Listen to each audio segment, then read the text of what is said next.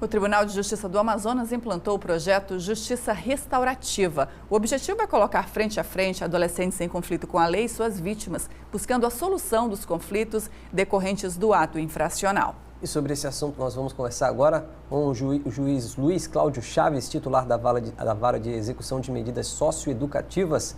Bom dia, doutor. Bom dia. Bom dia, seja bem-vindo. Bom dia, obrigado. Doutor, acho que é interessante a gente começar primeiro explicando para muita gente que não conhece, né, o que é a justiça restaurativa. A justiça restaurativa é um modelo complementar de solução de conflitos. Foi criado a partir de 2002, a primeira resolução da ONU, e vem se expandindo mundialmente. A partir de 2005, ela foi introduzida no Brasil por meio da Secretaria de Reforma do Poder Judiciário, recém-criada à época, e 3 experiências pilotos foram implantadas no Brasil, em Porto Alegre, em Brasília e em São Caetano do Sul, em São Paulo. E a partir daí, desses 3 núcleos, vem se expandindo para o Brasil inteiro. E aqui no Amazonas, como é que está essa experiência? Pois é, aqui no Amazonas nós tivemos uma experiência em Manacapuru, em 2011, onde fui titular lá da 2ª Vara, que trabalhava com infância e juventude, com adolescentes em conflito com a lei, e tivemos várias aplicações. Foi, inclusive, a primeira experiência da região norte. Agora, mais recentemente, com a oportunidade de estar respondendo pela Vara de Execução de Medida Socioeducativa, nós estamos implantando a Justiça Restaurativa aqui em Manaus, dessa feita. O que é a Justiça Restaurativa? É isso, é um novo modelo de justiça, que não dispensa a justiça tradicional. O que ocorre com a justiça penal tradicional? Existe assim um tipo penal, um fato considerado como crime. Então a pessoa recebe uma pena, uma punição, um castigo, o Estado impõe aquilo para que ela não volte a praticar o crime. E a grande diferença da justiça restaurativa é que ela não dispensa, esse processo é mantido, continua então no âmbito da infância e juventude com as medidas socioeducativas, a vigência do ECA, todo o devido processo legal. E de forma complementar se coloca frente a frente o autor do fato e a vítima para conversar sobre o ocorrido. A estratégia é possibilitar uma forma de escuta à vítima, porque já está comprovado que quando a vítima é escutada, porque normalmente a vítima é esquecida. Sim. Quando a vítima é escutada, se dá assim, um rosto à vítima, ela tem uma experiência assim, que tem de alívio com o sofrimento, com o trauma de quem foi vítima de um fato considerado como criminoso, de um ato infracional equiparado a um determinado crime, por exemplo, muito comum aqui na nossa cidade, os roubos majorados dentro dos ônibus, pessoas assaltadas, né? Então, assim, a vítima, ela conversa sobre o ocorrido e na frente começa relatando a sua experiência na frente do agressor, daquela pessoa que praticou o ato infracional. Então, ele também vê a consequência do seu ato. Qual é a estratégia para isso? Para a vítima, essa que eu mencionei. Então, ela vai declarar aquilo que aconteceu e ela melhora compartilhando a experiência. E o autor do fato, ele vê a repercussão do seu ato na vida daquela pessoa. A estratégia da justiça restaurativa é convencer a pessoa, mostrar a consequência daquele seu ato e partir da responsabilização. É importante destacar que a participação é voluntária.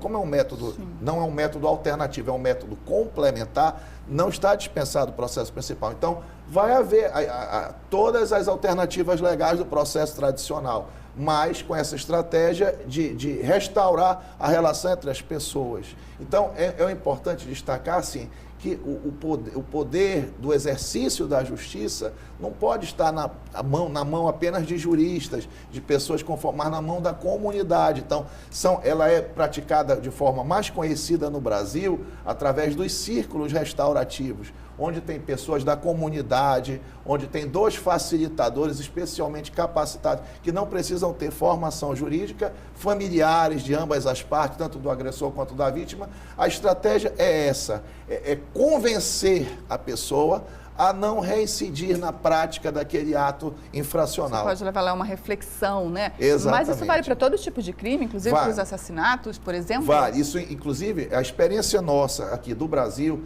começou no âmbito da infância e juventude, então, com os adolescentes em conflito com a lei. Mas vários tribunais se expandiram essa prática para os crimes de menor potencial ofensivo, os juizados especiais criminais e algumas experiências com crimes mais graves. Nos Estados Unidos, no Canadá, existem outras modalidades de justiça restaurativa que até aquelas pessoas que estão no corredor da morte têm a oportunidade de conversar com a família das vítimas. Então, é assim, porque veja, de um lado, existe um fenômeno mundial, que é o crescimento da criminalidade. Cada vez mais, que é um fenômeno que se intensificou a partir dos anos 60 para cá. Então, o que acontece? De um lado, existem aquelas pessoas que entendem assim, a necessidade do aumento da repressão como forma de garantia da ordem pública, da segurança pública. De outro lado, existem as pessoas que acreditam numa melhor política de prevenção e tratamento do ofensor. O que se percebe através de estudos lá divulgados pela ONU? Que essas duas políticas conduzidas de maneira separada, individualmente, elas não têm produzido esses resultados. Então, para que haja, é preciso haver responsabilização com proteção social, é preciso haver justiça com segurança. Então, para que haja essas vertentes, é que foi criada a justiça restaurativa como um novo modelo de justiça. E temos obtido resultados interessantes aqui no juizado. Então, e aqui, inclusive, com duas práticas diferentes. Então, a justiça assim, preventiva nas escolas, antes da ocorrência do ato infracional. Nós conduzimos um projeto piloto na Escola Severiano Nunes, aqui no bairro da Alvorada, em Manaus. E o outro é depois da ocorrência do ato infracional, já no âmbito da justiça dos processos. Então, antes e também depois da ocorrência do ato infracional. É sempre algo que deve realmente envolver toda a sociedade, né, doutor? É algo novo, é um novo modelo, mas que estamos caminhando bem nesse sentido. Vamos ter oportunidade de falar mais sobre isso outras vezes aqui no Bom Dia, tá bom? Obrigado pela oportunidade. Obrigado, doutor. Obrigada também. Bom dia.